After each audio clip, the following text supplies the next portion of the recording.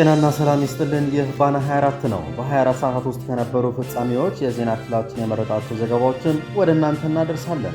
አብራችሁ እንድትቆዩ እየጋበዝ በቅድሚያ ርዕሰ ጉዳዮችን እናሰማችሁ።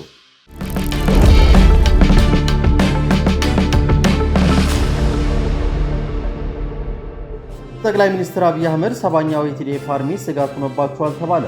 የብልጽግና ልዑካን በትናንትናው ዕለት ወደ ሱዳን ማምራታቸውን ተከትሎ በቦታው የሚገኙ ዲፕሎማሲ ምንጮቻችን ያላቸውን መረጃ አድርሰውናል። አቶ ታዬ ደንደዓ እንደምታሰር መረጃው ነበረኝ አሉ። የቀድሞው የብልጽግና ባለሥልጣን ከመታሰራቸው ከአንድ ቀን በፊት የሰጡትን ቃለ መጠይቅ ያስተላለፉት መልእክት የምናሰማችሁ ይሆናል። የትግራይ መንበረ ሰላማ ሲኖዶሱን ከሕገወጥ ሥራው እንዲቆጠብ ሲል አሳሰበ። ሲኖዶሱ በማይጨው ሀገረ ስብከት ሲተዳደሩ የነበሩ 6 ወረዳዎች ራሳቸውን ችለው በሀገረ ስብከት ደረጃ እንዲተዳደሩ መወሰኑ ሕገወጥ ነው ሲል መንበረ ሰላማው ከሷል። መንግስት የመንግስታቱ ድርጅት የትምህርት ደህንነት አዋጅን እንዲያጸድቅ ተጠየቀ። በአንዲት ሀገር አለመረጋጋት ሲያጋጥም በቀጥታ ተጎጂ ከሚሆኑት ዘርፎች አንዱ የሆነው ትምህርት በአገሪቱ እየቀጠሉ ባሉት ጦርነቶችና ግጭቶች ምክንያት በሚሊዮን የሚቆጠሩ ተማሪዎች ከትምህርት ገበታቸው ተስተጓጉለዋል። የብልጽግና መንግስታት የእንቁላል ዋጋ በጥፍ መጨመሩን እንደማያውቁ ተሰማ። ለህብረተሰቡ በየቀኑ ሊደርሱ የሚገቡ ሸቀጦች ዋጋቸው በመናራቸው ምክንያት ወላጆች ራሳቸውንና ቤተሰቦቻቸው በአግባቡ መወገን አልቻልንም ሲሉ ቅሬታቸውን እያሰሙ ይገኛሉ። ሄሚቲ ግብፅ የሱዳን ጦርን ትረዳለች ሲል ከሰሰ። ጦርነቱ በቅርብ ይቋጫል ያሉት ጀነራሉ ለኤርትራ የማስጠንቀቂያ መልእክት ልከዋል። እንዲሁም ወደ ድርድር እንደማይመለሱ ማስረግጠዋል። ባናን ሰብስክራይብ በማድረግ ቤተሰብ ይሁኑን። የደወል ምልክቷን በመጫንም አዳዲስ መረጃዎቻችንን እንዲደርሳችሁ አድርጉ። አስተያየት በመጻፊያ ሳጥንም ሰኮንዶች መድበው የተሰማችሁን አጋሩን። ስለምትመርጡ እናመሰግናለን።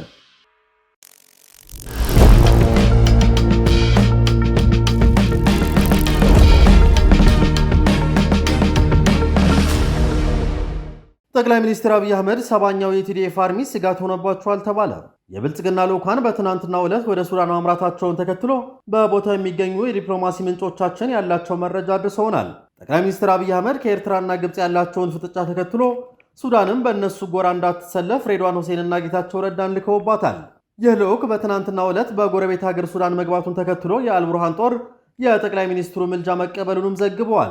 ከዚህ በተጓዳኝ ግን ጠቅላይ ሚኒስትር አብይ በሱዳን ዳር ድንበር የሚገኘው የትግራይ 7ኛው አርሚ ስጋት እንደሆነባቸውና ሰራዊቱን እንዲዳከም እንደሚፈልጉ በልዑኮቻቸው መልእክታቸውን ማድረሳቸው እነዚህ ምንጮች ነግረውናል። በሱዳን የገባው በጌታቸውና ሬድዋን የተመራው ልዑክ የትግራይ ተወላጅ ተፈናቃዮችና በስፍራ የሚገኙ የቲዲኤፍ ሰራዊትም አጀንዳው አድርጎ ነበር። በተያያዘም የምስራቅ አፍሪካ ጉዳዮች የጠቅላይ ሚኒስትሩ አማካሪ ጌታቸው ረዳም ከ7ኛው አርሚ ጋር ሊገናኙ አቅደው የነበረ ቢሆንም ሳይገናኙ ቀርተዋል። የአልቡርሃን አስተዳደር ከኤርትራ መንግስት ጋር ያለውን ግንኙነት እንዲያቆም ብልጽግና ጠይቋል። ለአዎንታዊ ምላሻቸውም የተባበሩት አረብ ኤምሬቶች አልጋ ወራሽ የሆኑት ከመሐመድ ቢን ዛይድ ጋር ለማስታረቅ ቃል ገብተዋል። አልጋ ወራሹ የሱዳንን ጦር የሚፋለመው የሄሚቲ ደጋፊ ሲሆኑ የተለያዩ እርዳታዎቹንም እንደሚያደርጉ ይነገራል። ይህ በአብይ አህመድ መንግስት ለአልቡርሃን የቀረበው ጥያቄ ተቀባይነት ማግኘቱ የተዘገበ ሲሆን የመሳካት ዕድሉ ግን ምን ያህል ነው ስንል የምስራቅ አፍሪካ ዲፕሎማቶች ጠይቀናል። በምላሻቸውም የአፍሪካ በተለይም የምስራቁ ክፍል ዲፕሎማሲያዊ ግንኙነት በቀላሉ የተገነባና እንዲሁም ለመሸራረፍ የሚከብድ መሆኑን ይጠቁማሉ። ጀነራል አልቡርሃን የአብይ አህመድን ጥያቄ መቀበላቸው ቢገልጹም ይህ የሚሆነው የእርሳቸውን ጥቅም እስካልተጎዳ ነው። አልቡርሃን በሱዳን ከአርኤስኤፍ ጋር ባካሄዱትና እያካሄዱት ባለው ጦርነት የኤርትራ መንግስት ከጎኑ ነበር። ይህም የረጅም ጊዜ አጋር የሆነውን ሻዕቢያ ውለታ ሳይቆጥ ዝምታን እንኳ ቢመርጥ ከብልጽግና መንግስት ጋር ወግኖ ኤርትራን ጀርባው ሊሰጥ አይችልም ብለዋል። እንዲሁም ሱዳን ከግብፅ ጋር የገነባችው የረጅም ጊዜ ግንኙነት ክዳ ከኢትዮጵያ ጋር ለመቆም ማሰብ ከባድ መሆኑንም ያብራራሉ። ለዚህም እንደ ማሳያ የአባይ ግድብ የሚያነሱ ሲሆን ሱዳን የግድቡ ግንባታ ለጋራ ጥቅም ነው የሚል አቋም የነበራት ቢሆንም ከቅርብ ጊዜያት ወዲህ ግን ይህንን ውሳኔዋን ቀይራ ግንባታውን ከመጀመሪያው ጊዜ ከተቃወመች ከግብፅ ጋር ተቀላቅላለች። የብልጽግናው መንግስት በአንድ በኩል የኤርትራ ሰራዊት የሱዳንን ድንበር ተጠቅሞ ያጠቃኛል የሚል ስጋት ያለው ሲሆን ከዚህ በተጨማሪም በሱዳንና ኢትዮጵያ ድንበር ላይ የሚገኘው የቲዲኤፍ የተጠናከረው 7ኛው አርሚም ያስጨንቀዋል። ይህ ክፍለ ጦር እንዲዳከም ይፈልጋል። ድንበር ላይ በመገኘቱም ምክንያት በቀላሉ ተደራቢ የሆነለትን አቅርቦቶች እንዲቋረጥበት ጠቅላይ ሚኒስትሩ እንደሚፈልጉ ሰምተናል። በትግራይ የሚገኙ ተፈናቃዮችን ወደ ቦታቸው መመለስ ያልቻለው ለቀድሞ የትግራይ ሰራዊት ወደ ማህበረሰቡ እንዲመለሱና እንዲቋቋሙ የሚያደርጋቸው በጀት በስርዓት መበጀት ያልቻለው የብልጽግናው መንግስት በሱዳን የተጠለሉትን ሰራዊትና ተፈናቃዮች ወደ አገራቸው ይመለሱ ሲል ጠይቋል። ይህም ጥያቄያቸው በጎ ምላሽ ማግኘቱን ተሰምቷል። ቲዲኤፍን የሚወጋ ኃይል እያስታጠቁና እያደራጁ እንዳሉ የሚነገርላቸው ጠቅላይ ሚኒስትር ሰባኛው አርሚ የሌላ ኃይል መጠቀሚያ እንዳይሆን ይበተን ሲሉ በልዑካኖቻቸው በኩል በላኩት ደብዳቤ ማሳስበዋል። ይህ ከሁመራ በ30 ኪሎ ሜትር ርቀት ላይ ሸረሪን በሚባል አካባቢ የሚገኝ አርሚ ከተቻለ እንዲበተን ካልሆነ ደግሞ እንዲዳከም አብይ አህመድ እንደሚፈልጉ ነው ምንጮቻችን የተናገሩት። ይህ በእንዲህ እያለ በትግራይ የሚንቀሳቀሰው ሳልሳይ ወያኔ ፓርቲ ለጦርነት የሚንቀሳቀሱ አካላትን አሳስበዋል። ፓርቲው በትናንትና ዕለት ባወጣው አዲስ መግለጫ የኢትዮጵያና የኤርትራ መንግስታት እያደረጉት ካለው የሚዲያ ቃላት ምልልስና ከሁለቱ መንግስታት ባህሪ አኳያ የጦርነቱ ጫፍ ላይ መድረሳቸውን እንደሚገምት ገልጾ ጦርነቱ ከተጀመረ የትግራይ ህዝብ እንደሚጎዳ አሳስቧል። ስለሆነም ይህንን ድርጊት እንደሚያወግዝ የገለጸው ፓርቲው ሁለቱም ሀገራት ልዩነታቸውን በውይይትና በሰላማዊ መንገድ እንዲፈቱ ሲል ጥሪውን አቅርቧል።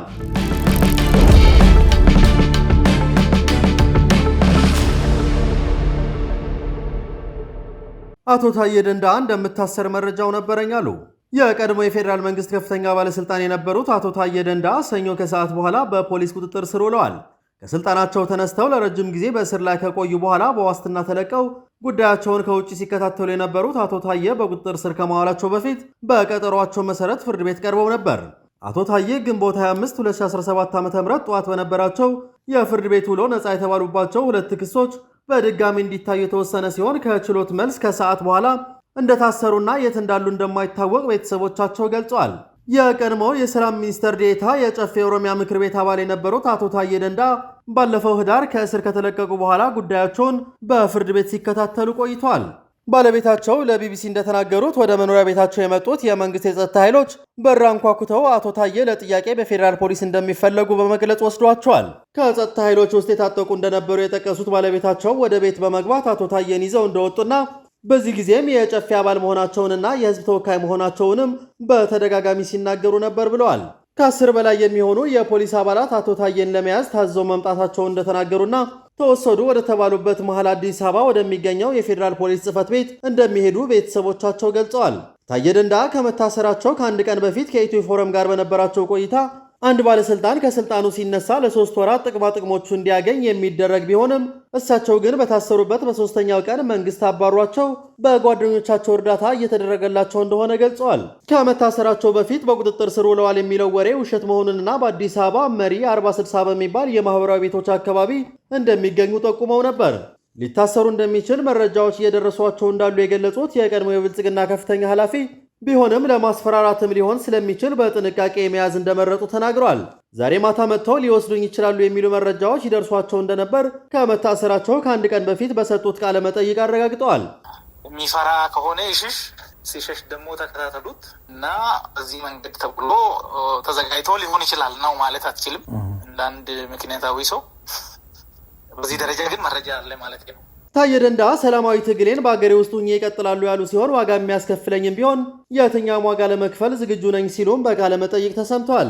ባለፈው ዓመት ከስልጣን ከተነሱ በኋላ ለእስር የተዳረጉት አቶ ታዬ ሁከትና ብጥብጥ በማነሳሳት ጸረ ሰላም ኃይሎችን በመደገፍ እንዲሁም የጦር መሳሪያ ሕግ በመተላለፍ ወንጀሎች ተከሰው ነበር። የጦር መሳሪያ ወንጀሎችን በተመለከተ የቀረበባቸውን ክስ እንዲከላከሉ ፍርድ ቤቱ ውሳኔ ያሳለፈ ሲሆን አቶ ታዬ ጉዳዩን እናውቃለን የሚሉ 5 የመንግስት ባለስልጣናትን ለምስክርነት ጠርተው ነበር። አቶ ታዬ በምስክርነት ቀርበው ያስረዱልኝ ካሏቸው መካከል የአገሪቱ ጠቅላይ ሚኒስትር አብይ አህመድና የአዲስ አበባ ከተማ ከንቲባ አዳነች አቤቤ ይገኙበታል። አቃቤ ሕግ በአቶ ታዬ ደንደዓ ላይ 3 ተደራራቢ ክሶችን የመሰረተው ባለፈው ዓመት ሚያዝያ 2016 ነበር። አቶ ታዬ በአገሪቱ ስላለው የሰላም ሁኔታና በመንግስት ውስጥ ስላሉ ጉዳዮች ለመገናኛ ብዙሃን በመናገር እንዲሁም በማህበራዊ ሚዲያዎች ላይ ሀሳባቸውን በመግለጽ የሚታወቁ ሲሆን ከስልጣን የተሰናበቱት በጠቅላይ ሚኒስትሩ በተጻፈ 2 መስመር ደብዳቤ መሆኑ ይታወሳል። ይህንንም ተከትሎ በማህበራዊ ሚዲያ ገጻቸው ላይ ጠቅላይ ሚኒስትር አብይ አህመድን በተናገሩት የማይኖሩና በሰው ደም የሚጫወቱ አረመኔ መሆኑን ተረድቻለሁ ባሉበት ምሽት በጸጥታ ኃይሎች ከቤታቸው ተወስደው 1 ዓመት ለሚጠጋ ጊዜ በእስር ላይ ቆይተው ነው በፍርድ ቤት ውሳኔ በዋስ የወጡት።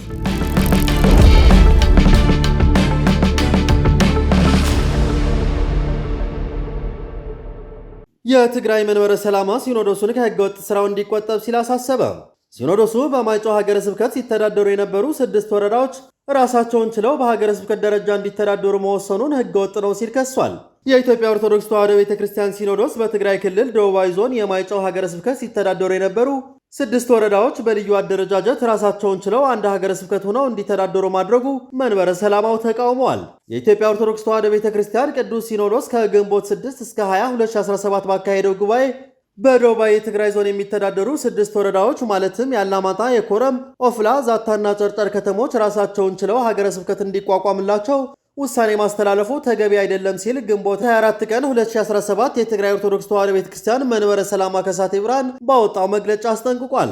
ሀገረ ስብከት የሚቋቋመው መንግስት ዞን አድርጎ ሲያዋቅር መሆኑ እየታወቀ በጉባኤው ላይ አጀንዳ ተደርጎ እንዲያዝ በማድረግና ከሚመለከተው የመንግስት አካል ጋር ተነጋግረናል፣ ተረዳድተናል የሚል አሳሳች መረጃ በማቅረብ እንዲወሰን ተደርጓል ብሏል። በትግራይ የሚገኙ የሃይማኖት አባቶች ሲኖዶሱ በትግራይ ጦርነት በቀጥታና በተዘዋዋሪ በመሳተፉ አብረው መቀጠል እንደማይችሉ አሳውቀው የራሳቸውን መንበረ ሰላማ ማቋቋማቸውን ይታወሳል።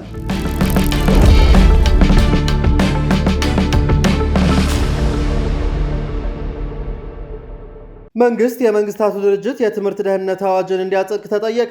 በአንዲት ሀገር አለመረጋጋት ሲያጋጥም በቀጥታ ተጎጂ ከሚሆኑት ዘርፎች አንዱ የሆነው ትምህርት በአገሪቱ እየቀጠሉ ባሉ ጦርነቶችና ግጭቶች ምክንያት በሚሊዮን የሚቆጠሩ ተማሪዎች ከትምህርት ገበታቸው ተስተጓጉለዋል። ኢትዮጵያ የትምህርት ቤቶች ደህንነት አዋጅ የተሰኘውን የተባበሩት መንግስታት የትምህርት ደህንነት አዋጅ እንድታጸድቅ የመጠየቁን ስራ በጋራ ለመስራት የኢትዮጵያ መምህራን ማህበር ጥያቄ አቅርቧል። በኢትዮጵያ ከ7.8 ሚሊዮን በላይ የሚሆኑት ህጻናትና ታዳጊዎች ከትምህርት ገበታ ውጭ መሆናቸውን የትምህርት ሚኒስቴር መግለጹ ይታወሳል። በዚህም በአማራ ክልል ብቻ አሁን ባለው ግጭት ምክንያት ከ4 ሚሊዮን በላይ ተማሪዎች ከትምህርት ውጭ የሆኑ ሲሆን ከ3700 በላይ ትምህርት ቤቶች የመማር ማስተማር ስራቸውን ማካሄድ አልቻሉም። በተመሳሳይ በትግራይ ክልል ከ1.2 ሚሊዮን በላይ የሚሆኑ ተማሪዎች አሁንም ወደ ትምህርት ቤት ተመልሰው ትምህርታቸውን መከታተል አልጀመሩም። ይህንን ተከትሎ የኢትዮጵያ መምህራን ማህበር ኢትዮጵያ የተባበሩት መንግስታት የትምህርት ደህንነት አዋጅን እንድታጸድቅ ጥያቄ ለማቅረብ ከኢትዮጵያ ሴቶች ፌዴሬሽን ጋር በጋራ ለመስራት ጥሪ አቅርበዋል። የማህበሩ ፕሬዝዳንት ዮሐንስ በንቲ እንደገለጹት በትምህርት በሴቶች እንዲሁም በሴት ተማሪዎች ዙሪያ ድምፅ ለመሆን ከኢትዮጵያ ሴቶች ፌዴሬሽን ጋር በጋራ መሰራት እንዳለበት ገልጸዋል። በዚህም በሁሉም የትምህርት ተቋማት ሰላማዊ መማር ማስተማር አካባቢ እንዲኖር ለማስቻል ኢትዮጵያ የተባበሩት መንግስታት ድርጅት የትምህርት ደህንነት አዋጅ ተቀብላ እንድታጸድቅ፣ ይህ አዋጅ ትምህርት ቤቶች ከግጭት ነፃ እንዲሆኑና ጥበቃም እንዲደረግላቸው የሚጠይቅና የሚያሳስብ መሆኑን ገልጸው አሁን በትምህርት ቤቶች ላይ የሚስተዋለውን በግጭት ምክንያት የሚደርሰውን ጫና ለመከላከል የሚያግዝ መሆኑንም አንስተዋል። የትምህርት ቤቶች ደህንነት አዋጅ የተሰኘው በመንግስታቱ ድርጅት የረቀቀው ዓለም አቀፍ ሕግ እስካሁን ያጸደቁት 120 ሀገራት ብቻ ሲሆኑ ተጨማሪ የተመድ አባላት ሀገራት አዋጁን በሀገራቸው ሕግ አውጪ ምክር ቤት አጽድቀው የትምህርት ቤቶችን ደህንነት እንዲያስከብሩ ድርጅቱ ጥሪ ማቅረቡ ይታወቃል። በዓለማችን ከአውሮፓውያኑ 2015 እስከ 2020 ድረስ ከ13000 በላይ ትምህርት ቤቶች በተሰነዘሩ ወታደራዊ ጥቃቶች መውደማቸው የመንግስታቱ ድርጅት መረጃ ያመለክታል።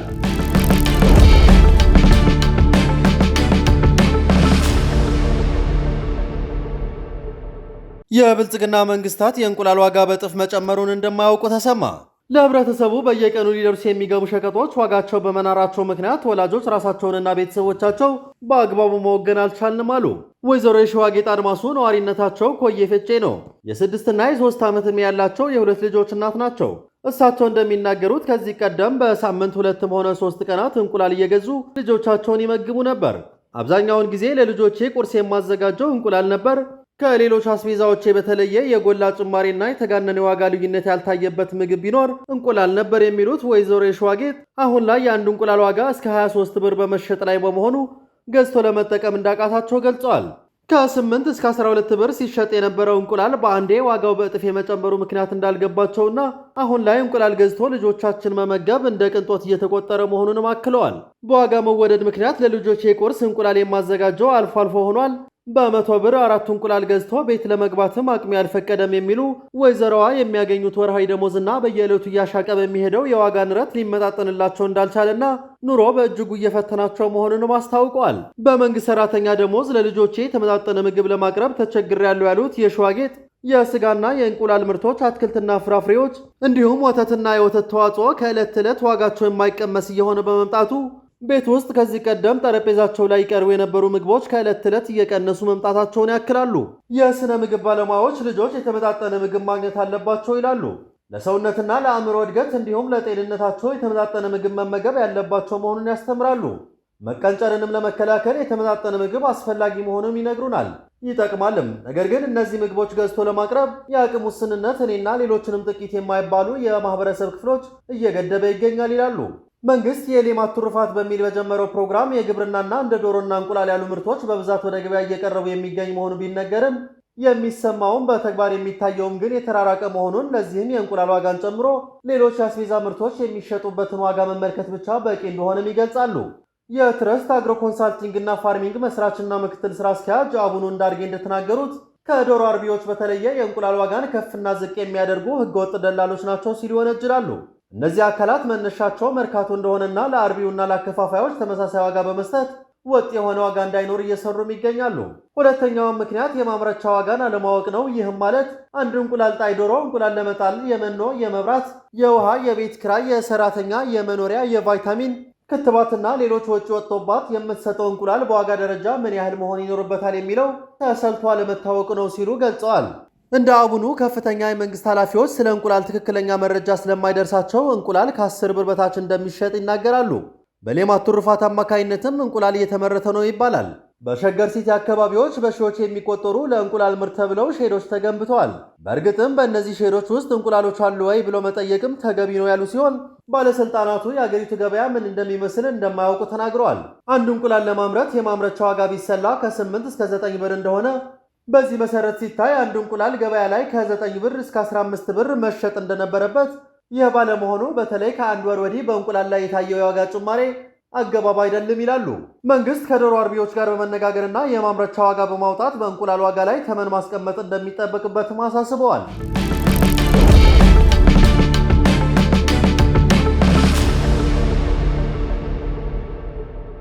ሄሚቲ ግብፅ የሱዳን ጦርን ትረዳለች ሲል ከሰሰ። ጦርነቱ በቅርቡ ይቋጫል ያሉት ጀነራሉ ለኤርትራ የማስጠንቀቂያ መልእክት ልከዋል። እንዲሁም ወደ ድርድር እንደማይመለሱ አስረግጠዋል። የፈጣን ድጋፍ ሰጪ ኃይሎች አርኤስኤፍ አዛዥ መሐመድ ሐምዳን ዳጋሎ ሄሚቲ በሰሜን ኮርዶፋን ግዛት በሚገኘው ኤል ኦቤይድ ላይ ጥቃት ሊሰነዘሩ እንደሚችሉ በገለጹበት ንግግራቸው ግብፅ የአርኤስኤፍ ቦታዎችን እያጠቃችና ጦርን እየደገፈች ነው በማለት ክስ አቅርበዋል። ባለፈው ሳምንት መገባደጃ አልካዊንና አልድባይባትን መልሰው የያዙት የዳርፉርና የኮርዶፋን ተዋጊዎች ካሰባሰቡ በኋላ የአርኤስኤፍ ኃይሎች በኤል ኦባይድ ዙሪያ በ3 አቅጣጫዎች ተቀምጠዋል። ሄሚቲ ባስተላለፉት መልእክትም ለሰራዊት የመናገር የምፈልገው ኤል ኦቤይድን፣ ዳርፉርንና ኮርዶፋን ለማጥቃት እንደ መነሻ ነጥብ ለመጠቀም ካሰቡ ወደ እርሳቸው እንመጣለን፣ ኃይላችን በማንኛውም ጊዜ ለመንቀሳቀስ ዝግጁ ነው ሲሉ ቴሌግራም ላይ በተጋራው ንግግራቸው ተደምጧል። የኤል ኦቤይድ ነዋሪዎች ቤት ውስጥ እንዲቀመጡ፣ ሱቆች እንዲዘጉና በወታደራዊ ቦታዎችን አካባቢ የሚያደርጉትን እንቅስቃሴ እንዲያስወግዱ መክረዋል። ሄሚቲ በሰሜናዊ ክፍለ ሀገር ለሚገኙ ሰዎችም ተመሳሳይ ምክር አስተላልፈዋል። ሄሚቲ በሜሮዌ፣ አዳባና ዶንጎላ ከተሞች የኢላማዎች ዝርዝር እንደነበራቸው በመግለጽ ለታጣቂዎች ንቅናቄ ኃይሎች ዋና ጸሐፊ አሊ ካርቲና ሌሎች መሪዎች ማለትም አህመድ ሃሩንና ኦሳማ አብደላ ታማኝ የሆነ ማንኛውም ሰው ለእኛ ህጋዊ ኢላማ ነው ሲል አጽንኦት ሰጥተዋል። ሄሚቲ በደቡብ ኮርዶፋንና በምዕራብ ኮርዶፋን የሚገኘውን አልካዊን መልሶ መያዙንም ገልጸዋል። አልሳይድ አምድ በምዕራብ ኮርዶፋን የሚገኘውን ኤናሆድና አልካዊንና በምስራቅ ዳርፉር የሚገኘውን ኤልዳይንን ለመቆጣጠርና በሰሜን ዳርፉር የሚገኘውን ኤልፋሽርን ከበባ ለመስበር ጥረት አድርገዋል። የአልሳይድ አምድ ከሰራዊቱ በጣም አስፈላጊ ተንቀሳቃሽ ክፍሎች አንዱ ነው። አርኤስኤፍ ኡምሮ አባን ጨምሮ በሰሜን ኮርዶፋን ወሳኝ ቦታዎች መልሶ የያዘ ሲሆን በኤል ኦቤይድ ላይ የነበረውን ከበባም ሰብሯል። ሄሚቲ በተጨማሪ ስለ ግብፅም ሲናገሩ ግብፅ የሱዳን ጦርን ትደግፋለች፣ ከዶንጎላ ተነስተው ኮርዶፋኑንና ዳርፉርን በቦምብ ለማጥቃት በግብፅ አብራሪዎች የተደገፉ 8 አውሮፕላኖችን አሰማርታለች የሚል ውንጀላም አቅርበዋል። አክለውም ይህ በሱዳን ህዝብ ላይ የተደረገ ግልጽ ወረራ ነው ብለዋል። እሁድ ዕለት ግብፅ የጦር መሳሪያ ጥይቶችና የአቪዬሽን ነዳጅ የጫኑ 32 ወታደራዊ መኪናዎችን አስመጥታለች ሲሉ ሄሚቲ የተናገሩ ሲሆን ሱዳንን የሚያሰጋ ማንኛውም የውጭ ጣልቃ ገብነት እንደሚጋፈጡ አስታውቋል። ከግብፅ በተጨማሪ ኤርትራ ጦርን በቁሳቁስና በተዋጊነት መደገፏን እንድታቆም አስጠንቅቀዋል። በዚህ ያላበቃው የሄሚቲ ንግግር ጦርነቱ በቅርቡ እንደሚያከትም ተናግረዋል። የጦር አዛዡ የጦርነቱ ፍጻሜ ከታጣቂ ኃይሎች ንቅናቄ ድርጅት መጥፋት ጋር የሚያያዝ ነው ብለዋል። ወደ ድርድር እንደማይመለሱ የገለጹት ሄሚቲ የመስማማት ዘመን አብቅቷል፣ ህዝባቸውን በአየር ላይ ከሚገድሉ ጋር ድርድር የለም፣ ውንጀላቸውን ለመቀበል አሻፈረኝ ካሉትም ጋር ሰላም የለም፣ ለፖለቲካዊ መፍትሄ ዝግጁ ነን፣ ግን ከገዳዮችና ወንጀለኞች ጋር አይደለም ሲሉ አክለዋል።